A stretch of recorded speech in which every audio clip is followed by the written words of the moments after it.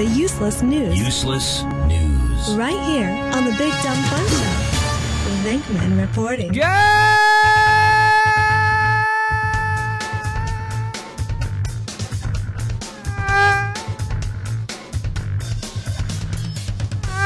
everyone, my name is Venkman. This is the Useless News, heard only on the Big Dumb Fun Show, and sponsored as always by Uncle Rusty's Pure Pork Salsa.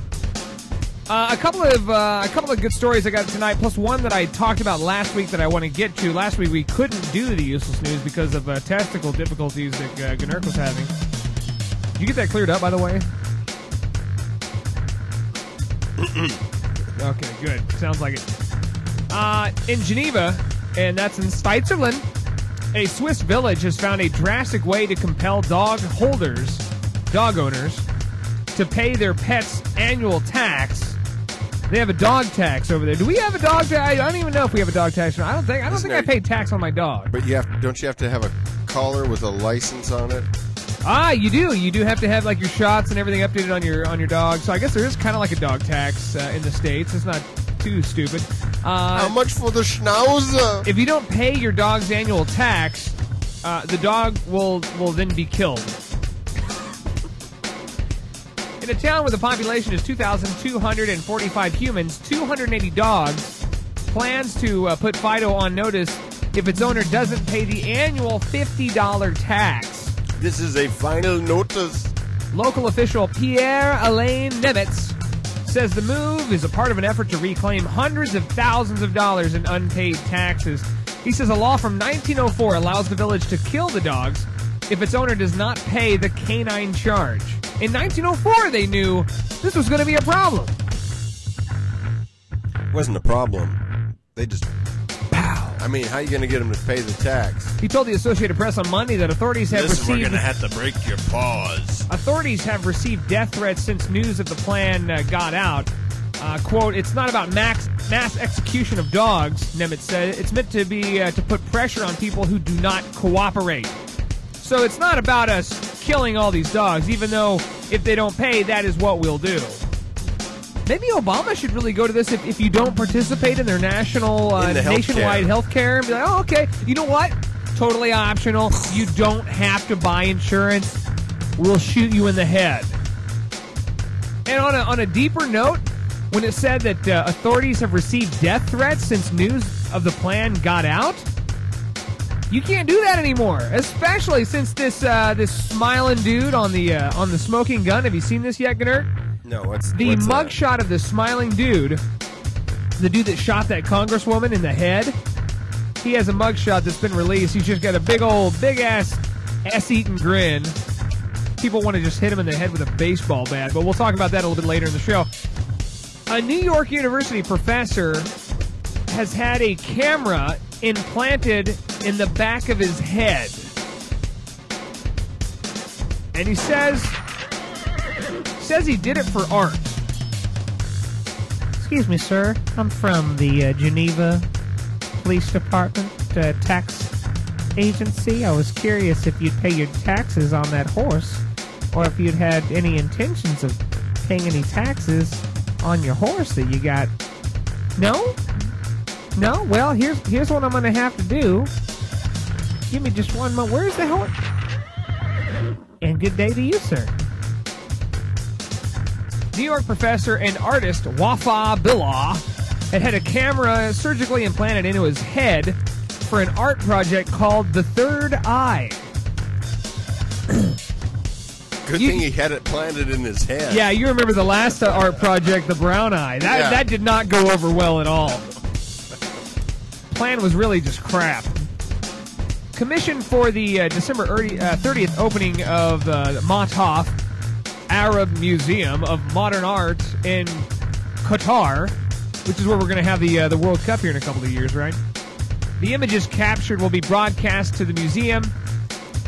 Addressing the ubiquity of cameras in our lives, he seeks to explore the state of privacy or lack thereof in our society, ironically, by having the camera pointed behind him, on the back of him, so that he can see those bitches talking about his back.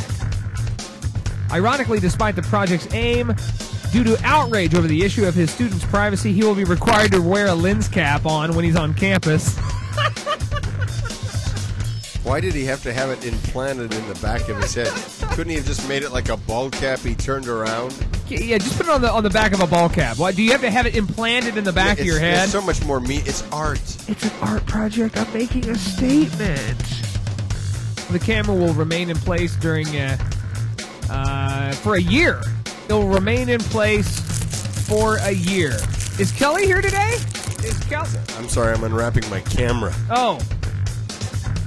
For the duration of the show, can you make sure that the lens cap is tightly secured on the camera, though? I don't want my privacy breached with your ball cam. Where would you put a camera? If you could put a camera on you somewhere, it wouldn't be in the back of your head, though. Where would you put it? Well, I certainly wouldn't have the brown eye camera. No, I would not have the brown eye camera. I mean, because that's all you end up with is like these pictures of like your pants. Yeah, your underpants, like a Rorschach test on it. What does that look like to you? Yeah, it looks like a bunny rabbit eating a carrot. Rorschach test. Yeah, it looks like a butterfly. What do you see? That one looks like Orion's belt. This one looks like a bingo card. That's gross. All right, this is a story that got me last week that I think is just hilarious. Arrested last week. This man was arrested last week for his name is Rafael Escamilla. Arrested last week for allegedly masturbating while seated next to a teenage girl on an airplane flight. Not good. Not a good thing to do. Use the restroom if you must. The 50-year-old suspect told police he was actually just massaging and itching himself because he had spilled Tabasco sauce on his penis. A little Tabasco on there, and so he was just kind of trying to rub it off. Rub it off, so to speak. Yep.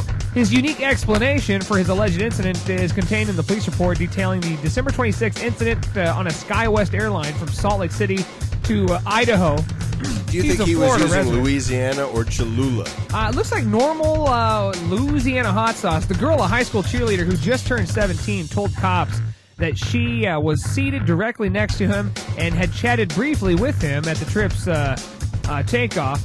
Mid-flight, as she looked at prom dresses in 17 magazine, the teenager spotted something moving out of the corner of her eye. In a handwritten statement, the girl recalled, "I looked over and could clearly see the man's penis going side to side under the tray table that was down." Side to side. This guy's got an interesting technique.